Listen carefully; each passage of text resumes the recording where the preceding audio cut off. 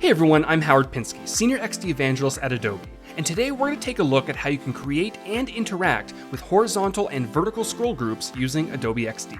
Let's dive in. Here we have a notes application that we've been designing, and there are a few areas where scroll groups could come in handy, specifically the various panes extending across our design, and some of the content within them.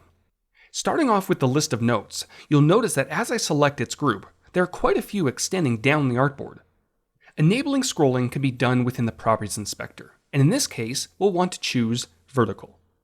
This will create a new scroll group and give you two handles which you can adjust, one at the top and one below. Anything within the bounds of the group will be visible, and anything outside will be accessible upon scroll. Launching the preview window will let us see this in action. Next, in the area over to the right, there may be a few additional elements that could be improved using scroll groups. Similar to the list, we may want to make the rest of the note accessible when previewing our design. So, selecting the group, a vertical scroll can be applied one more time, and I'll adjust the top handle to my liking. But what about the other directions?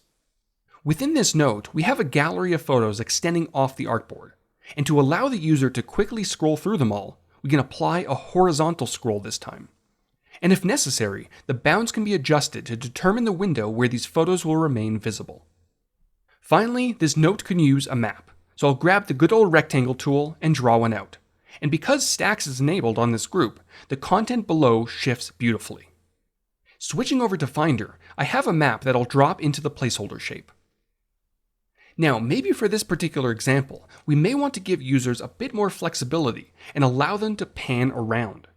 In that case, a horizontal and vertical scroll group can be created, and I'll make sure to adjust the bounds so they line up with the rest of the note's contents.